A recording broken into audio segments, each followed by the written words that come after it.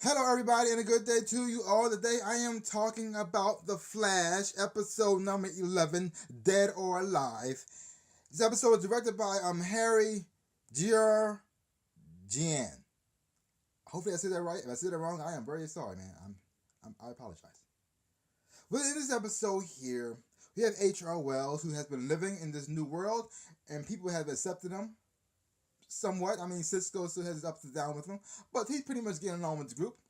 Well, somebody from his world, Gypsy, played by Jessica Camacho, she's like a bounty hunter, and she has come for H.R. Wells because he broke the law.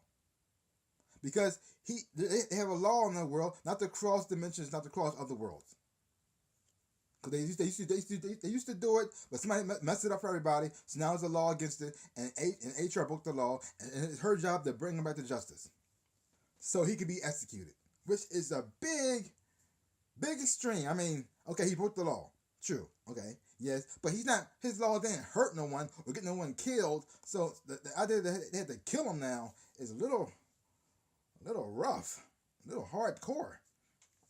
And so they find out the only way they can save him is to challenge Gypsy to combat, which is also very barbaric. So Barry wants to volunteer, but Cisco jumps ahead of him and says, I volunteer as tribute." In a way, he challenges Gypsy to combat to the death. Also extreme. I thought this place was supposed to be high tech and futuristic, but they're fighting to the death and killing people for things. That's just wow. That's very barbaric. Ugh. So you got Flash, you got Cisco trying to work together to try to save H.R. Wells from getting killed from Gypsy. And then you have Iris and Wally West. They're working together because Iris knows that she might die soon. She got 4 months to live. So if Barry's plan doesn't work and they don't manage to save her, she wants to leave her mark as a reporter. So there's a story she wants to write, and she has to put herself in some dangerous situations to get this story. And the thing is about Iris is she has a whole like death wish thing going on because like she's scared. She's trying to find some kind of control over her life, and she want to leave her mark. Like, just in case she does die, she doesn't want her life to mean nothing. She wants to leave her mark on the world as a reporter so that she actually meant something to the world. But her problem is she's pretty much running towards death now. Like, she knows death's coming, but instead of trying to avoid death, she's going to charge straight forward like a crazy person. Like, what is wrong with you? Okay? Yes, I understand that you're scared. And I understand you feel like you have no control of your life. But you don't got to run to death. That is just crazy. No! Stop it. Stop it. Yeah. So that's what you have going on in this episode right here. And the other part is, Joe still doesn't know what's going on. Which is even more messed up.